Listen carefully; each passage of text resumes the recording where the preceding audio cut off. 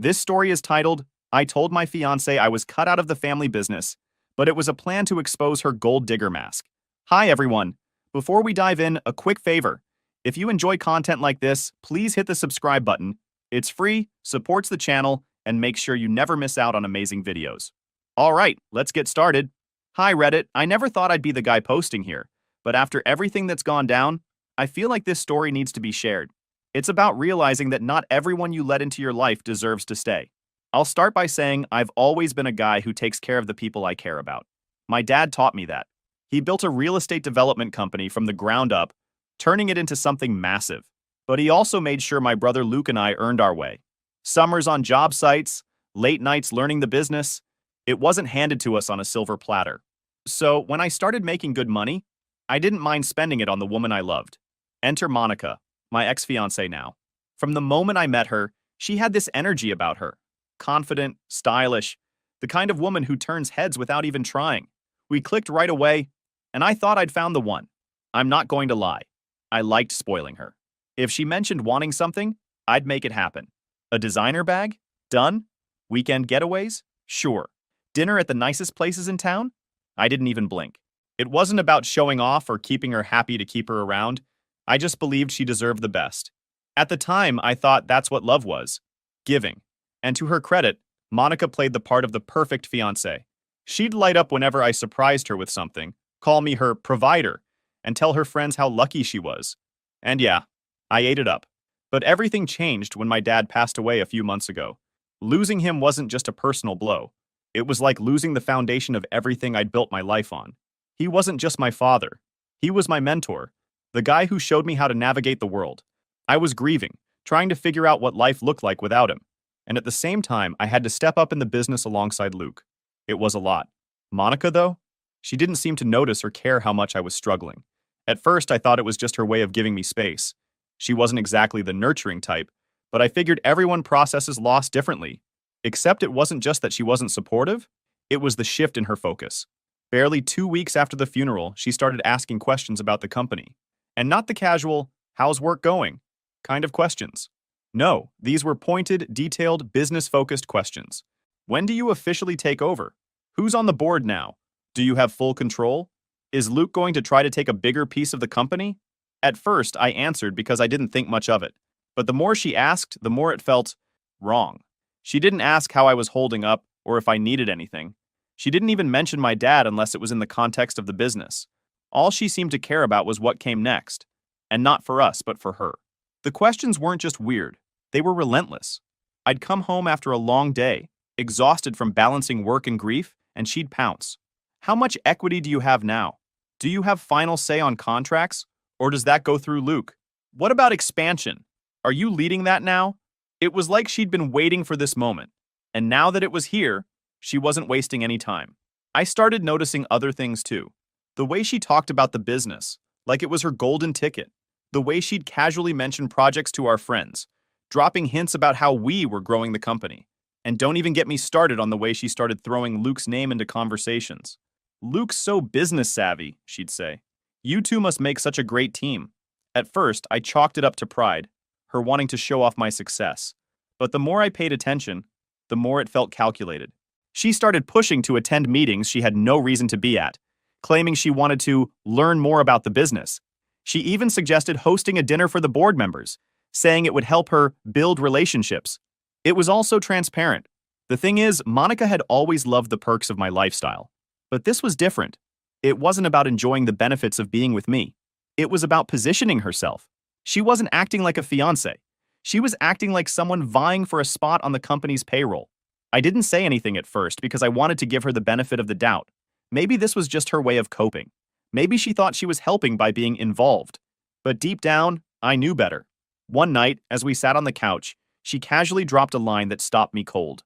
So, if something happened and you weren't running the company, what would you do? The question hit me like a brick. Not because it was offensive, on the surface it wasn't, but because it revealed how she saw me. Not as Max, the man she supposedly loved, but as Max, the guy tied to a multi-million-dollar company. I couldn't let it go. It wasn't just the words. It was the way she said it, like she was testing the waters. It stayed with me, gnawing at the back of my mind. Was I being paranoid? Or was there something deeper going on? I started replaying every interaction we'd had since Dad passed. Things I'd brushed off before suddenly felt different. She wasn't acting like someone who loved me and wanted to help me through a tough time. Instead, it felt like she was sizing me up, like she was calculating her next move. It didn't help that she'd become almost obsessed with the company. She'd always known what I did for a living, but she'd never cared about the details before. Now, it was all she wanted to talk about. Whenever we were together, the conversation somehow ended up circling back to work. My role, Luke's role, the board, the projects. One night, we were sitting in the living room, and she was scrolling through her phone. Out of nowhere, she said, "You know, I was reading this article about succession planning. It said family businesses can get really messy if roles aren't clearly defined. Do you and Luke ever fight about who's in charge?" I glanced at her, trying to read her expression, but she didn't even look up from her phone. "Not really," I said, keeping my tone casual. "We both know our strengths, and we work together. It's not a competition." She nodded, like that answer satisfied her, but I could see the gears turning. It wasn't the first time she'd brought up Luke. Lately, it seemed like she was more interested in his role in the company than in anything I was doing. At first, I thought she was just being polite. Luke and I had always been close, so it made sense that she'd want to get along with him. But now, it felt like something else entirely. The turning point came a few days later. I was in my home office trying to catch up on some paperwork when Monica came in holding 2 cups of coffee. She handed me one with a smile and perched herself on the edge of the desk. "You've been working so hard lately," she said, her tone sweet but oddly deliberate. "Do you ever feel like you're carrying all the weight on your shoulders?" I shrugged. "It comes with the territory." She leaned in a little closer. "But doesn't it bother you that Luke gets to share the load without dealing with the same pressure? I mean, you're the face of the company now. He's just assisting, right?" That hit a nerve. Not because she was right. Luke and I had always been equals in the business, but because it felt like she was trying to plant a seed of doubt. "Luke's not just assisting," I said, a little sharper than I intended. "We're a team. Always have been." She pulled back, looking surprised, but she didn't drop it. "I just think you deserve more credit, that's all. You're the one running the show now." I didn't respond, but the whole conversation left a bad taste in my mouth. It wasn't like Monica to talk about Luke that way. If anything, she'd always been polite and respectful toward him. But now, it felt like she was trying to drive a wedge between us. Or maybe she was testing how much control I really had. After that, I couldn't stop noticing the little things she did. When we went to events, she'd position herself near the power players, laughing at their jokes and slipping into their conversations like she belonged there. At home, she'd casually ask me about deals and contracts. And whenever Luke came up, she'd find a way to steer the conversation back to his role in the company. The worst part was, I couldn't talk to anyone about it.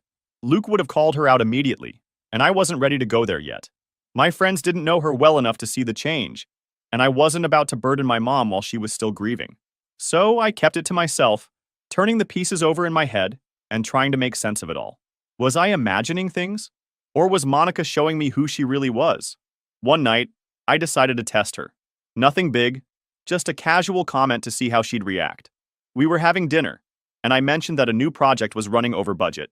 "It's going to be a headache," I said, spearing a piece of steak with my fork. "The board's not happy, and Luke's been up to his ears in it." Her eyes lit up, and she leaned forward. "Oh? What's the project?" "It's just a residential development," I said, keeping my tone light. "But it's tied to a lot of other deals, so the pressure's on." She nodded, clearly trying to act nonchalant.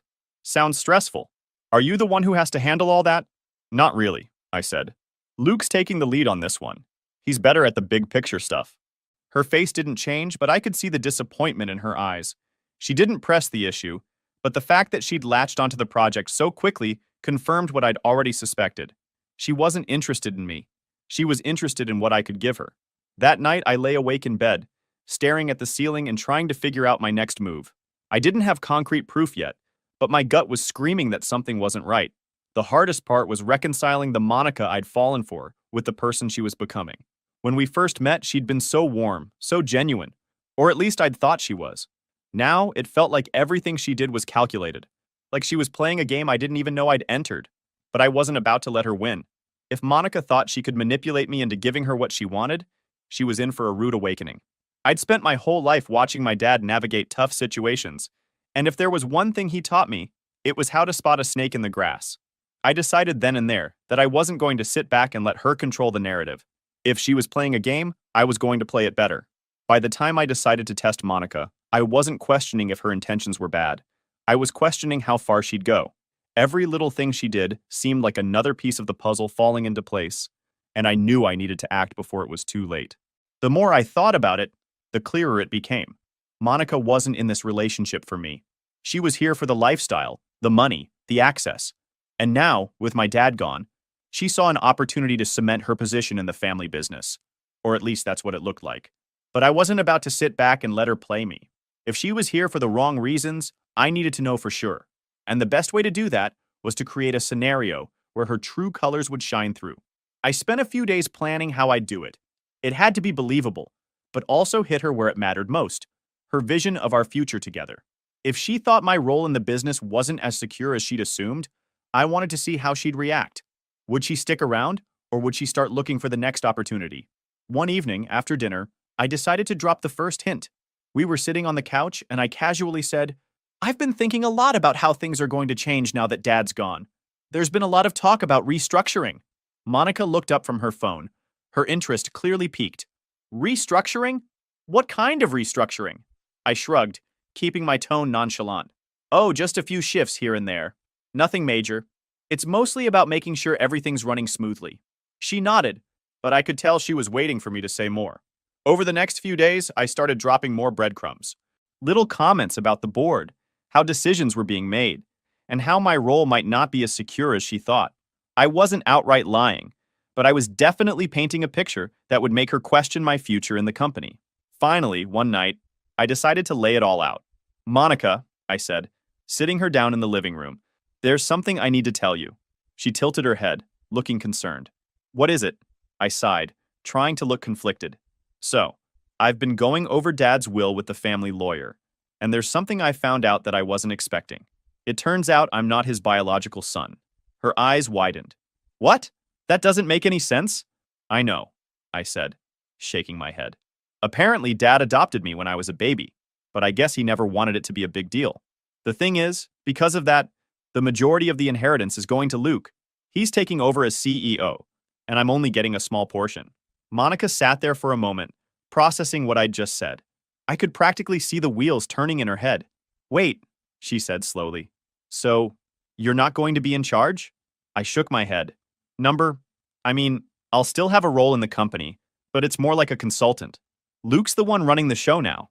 Her face tightened, but she quickly masked it with a weak smile. "Well, as long as you're okay with it, right? That's what matters." "Yeah," I said, leaning back. "It's not ideal, but it is what it is.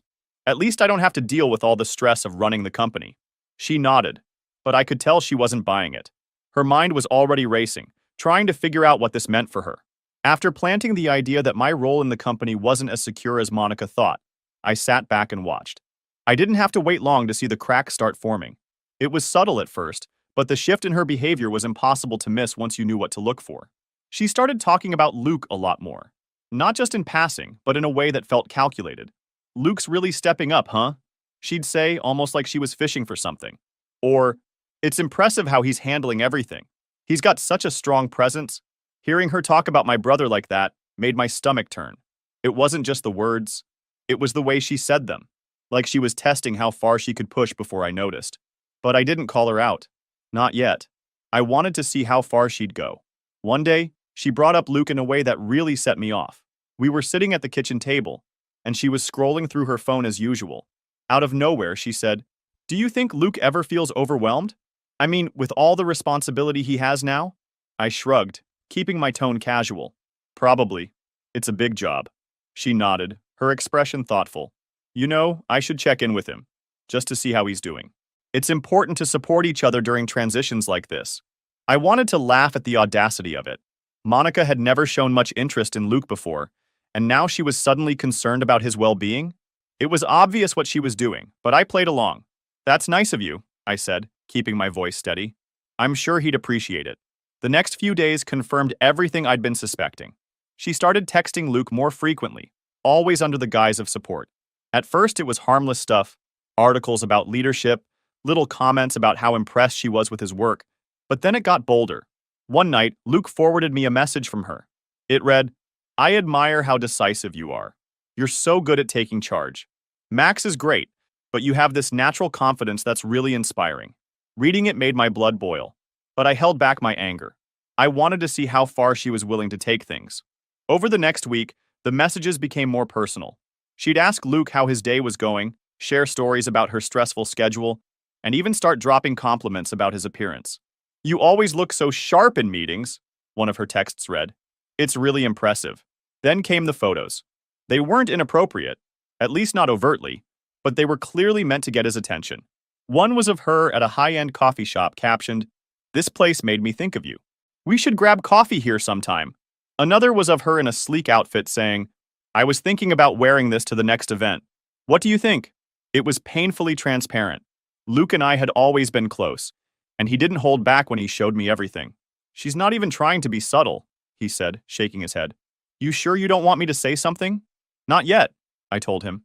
"I want to see how far she'll go." The final straw came when Monica showed up at Luke's office unannounced.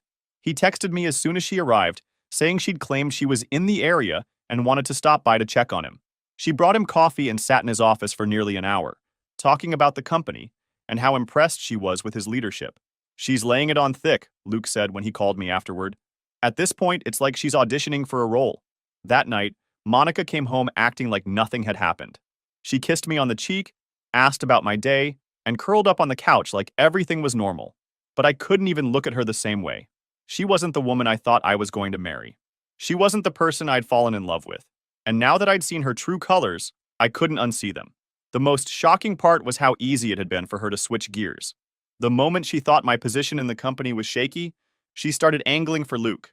It wasn't about love or loyalty. It was about what she could get out of it. I spent the rest of the week documenting everything. Luke and I kept a record of her texts, photos, and visits. I wanted to make sure that when the time came, there'd be no room for her to deny what she'd done. She thought she was being clever, but she didn't realize that we were one step ahead. By the end of the week, I had more than enough proof to confront her. But I wasn't ready to pull the trigger just yet. I wanted to see if she'd dig herself in even deeper. The way she acted around me was almost comical. She still played the role of the supportive fiancé, asking me how work was going and pretending to care about my stress. But her questions always had an edge to them, like she was fishing for something. "What did the board say about the new project?" she asked one night. "They approved it," I said simply. "That's great," she said, her tone a little too cheerful. "Did Luke present it? He's really good at that kind of thing." It took everything in me not to roll my eyes. "Yeah, he did a great job." Her smile faltered for a second, and I could see the disappointment behind her eyes. She was trying so hard to act like she cared about me, but her true motives were written all over her face. By now, I wasn't just angry. I was disgusted. The woman I thought I knew was gone, replaced by someone who would do whatever it took to climb the ladder. She wasn't my partner. She was a parasite. But I wasn't about to let her win. The pieces were all in place and the trap was set. Now it was just a matter of time before she realized she'd been caught. By the time Monica agreed to meet Luke at his apartment, I knew she had taken the bait. Every step she'd taken over the past few weeks had been more desperate, more blatant. Now she thought she was closing in on her next move, but she had no idea we were way ahead of her. The plan was simple. Luke invited her over under the pretense of discussing the company. He told her he wanted to go over some ideas about the business, especially since he was the one running things now. Of course, Monica jumped at the opportunity. She made sure to ask if I'd be there, and when Luke casually said I'd be busy, her response was a little too eager. "Oh, perfect. That works out." The day of the meeting, I was already set up at Luke's apartment before she arrived. Luke lived in a sleek high-rise with a great view of the city. Exactly the kind of place Monica would have pictured herself living if she played her cards right. I was tucked away in one of the spare bedrooms, phone in hand, ready to record everything. We didn't need a lot of elaborate prep. Monica was so caught up in her own schemes that she didn't bother being cautious. When the doorbell rang, I stayed completely still as I heard Luke let her in. "Wow," Monica said, her voice bright and sugary. "Your place is amazing. I don't remember it being this nice last time I was here." Luke laughed. "Yeah, well, I had a few upgrades done recently. Gotta keep things sharp." Her heels clicked against the hardwood as she walked further inside. "I brought this for you," she said, and I could hear her setting something down on the counter. Luke later told me it was a ridiculously expensive painting. Who brings a painting to a casual business talk? Monica, that's who. From my spot in the spare bedroom, I had a perfect view through a small gap in the door. Monica had dressed to impress. Tight red dress, perfectly styled hair, and makeup done like she was heading to some high-end gala instead of a simple meeting. She had that smile on her face, the one she used when she wanted something, and it was nauseating to see it directed at Luke. The conversation started out harmless enough.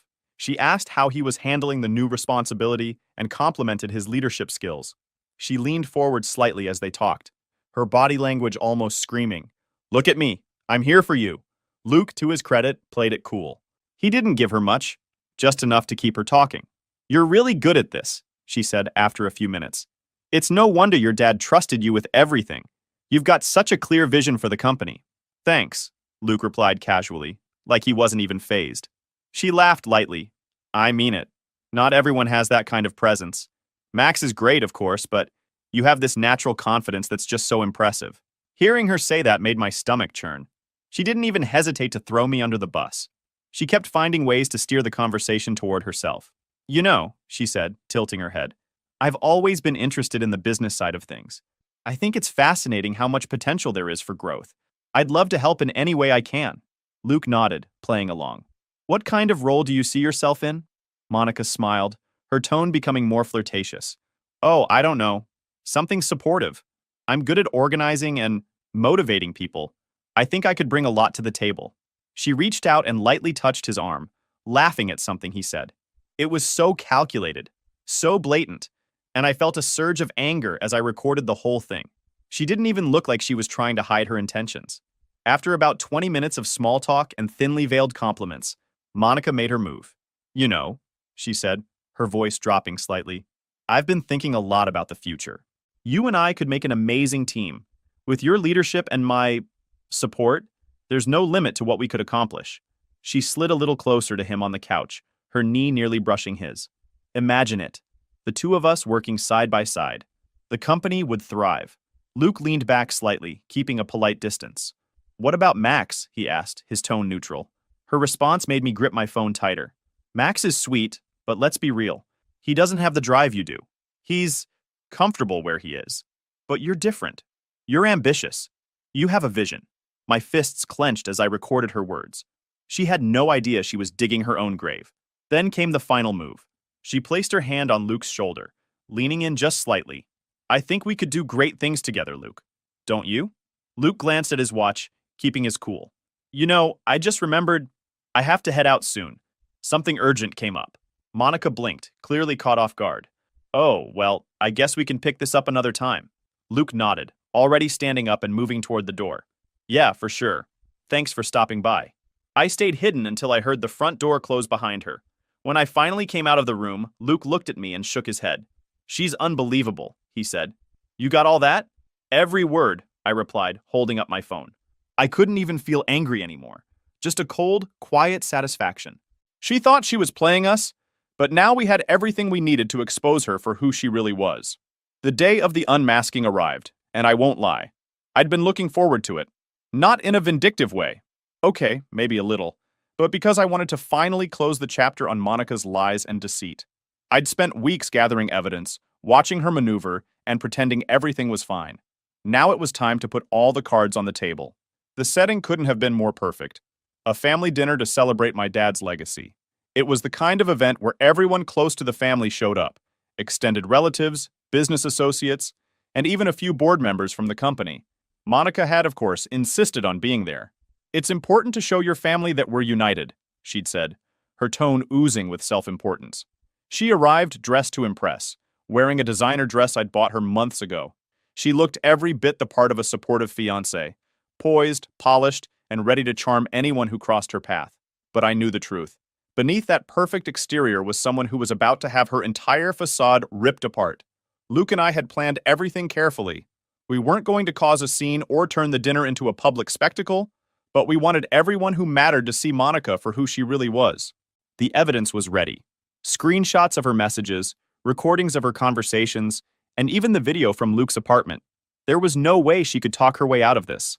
The evening started off normally enough. Guests mingled, and everyone was reminiscing about my dad.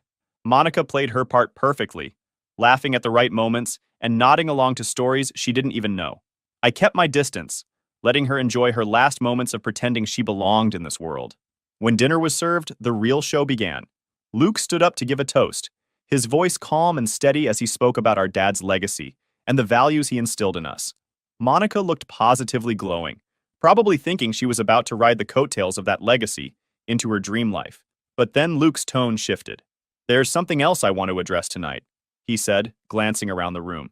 "It's not easy to talk about, but I think it's important for everyone here to know the truth." The room went silent, all eyes on him. Monica tilted her head, a slight frown crossing her face. She didn't realize what was coming. Not yet. "As you all know, my brother Max has been through a lot recently. Losing Dad, stepping into new responsibilities, it hasn't been easy. And through it all, he's had the support of someone who was supposed to stand by him no matter what." Monica smiled, probably assuming Luke was talking about her in a positive light. Her hand even moved to touch my arm, like she wanted to bask in the attention. "But," Luke continued, his expression hardening, "sometimes people aren't who they appear to be. And unfortunately, Max has learned that the hard way." That's when I stood up.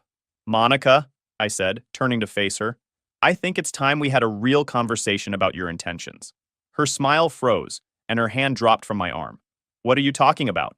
she asked, her voice shaky. I pulled my phone out of my pocket and held it up. "This," I said, tapping the screen to play the recording from Luke's apartment. The room filled with her voice as she praised Luke's leadership, criticized me, and suggested that the two of them would make a great team. Her face went pale as the recording continued, the weight of her words hanging in the air.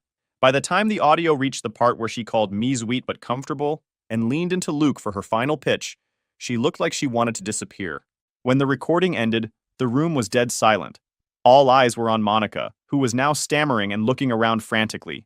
That's not what it sounds like," she said, her voice high-pitched and defensive. "You don't understand. This is a misunderstanding." "Is it?" I said, my tone cold. "Because I have screenshots of your texts too. You were planning this from the moment you thought I wasn't the one in charge." She turned to Luke, her expression desperate. "Luke, tell them. You know this isn't what it looks like. I was trying to help." Luke didn't even flinch. "Help? By trying to undermine Max and position yourself as my partner? That's what you call help?"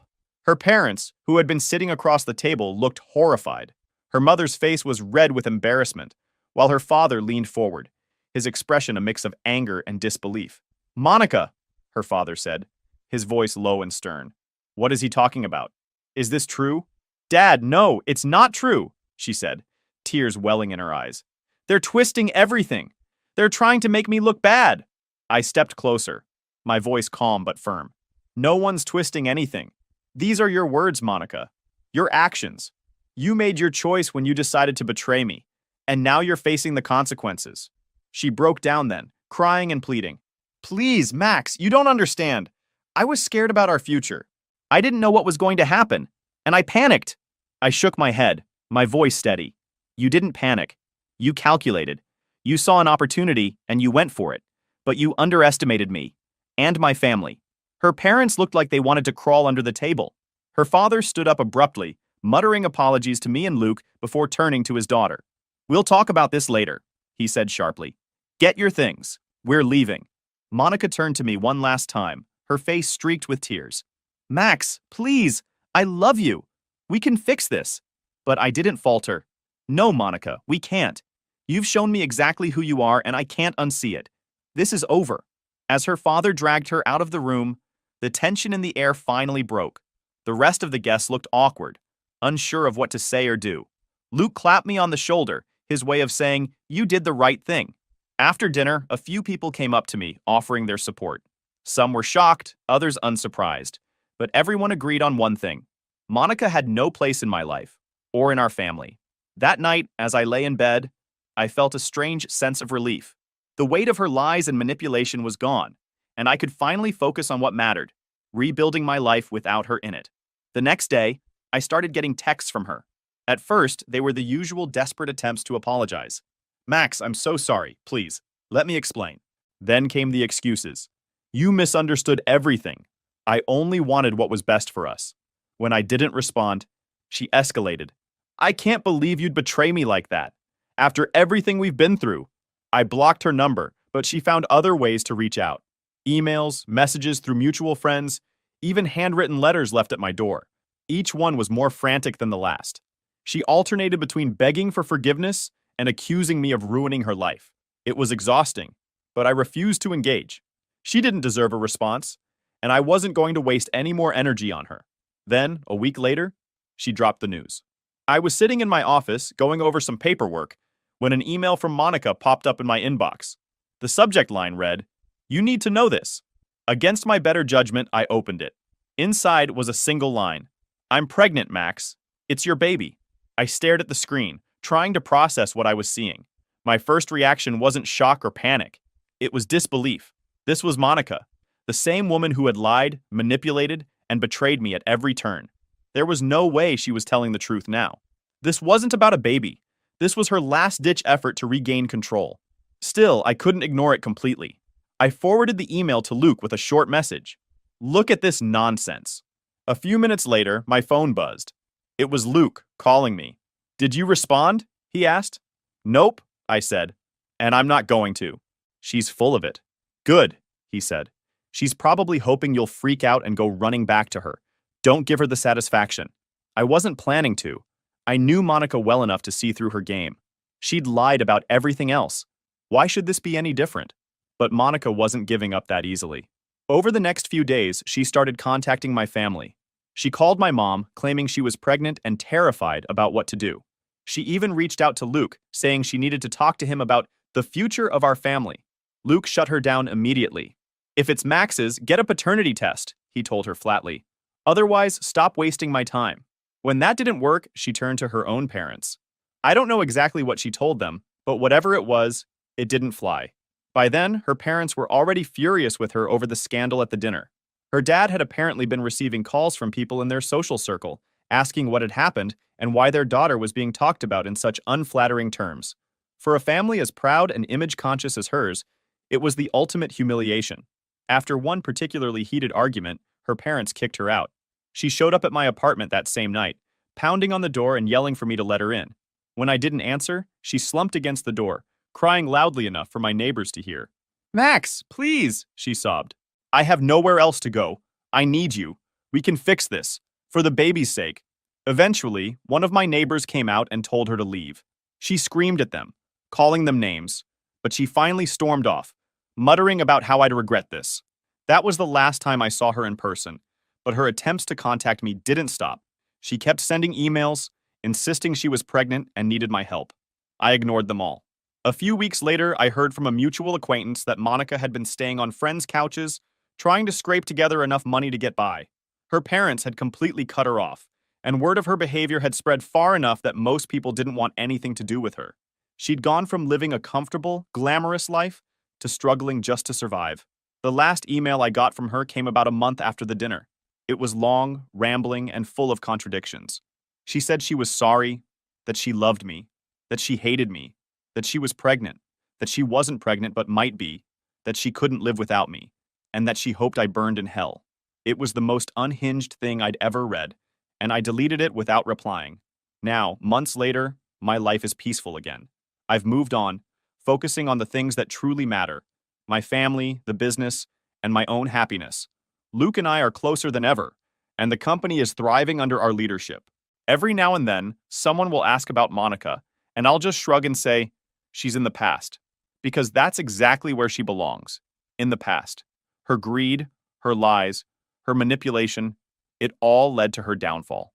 She thought she could play me, but in the end, she only played herself. I know who I am, and I know what I deserve. And it sure as hell isn't someone like her.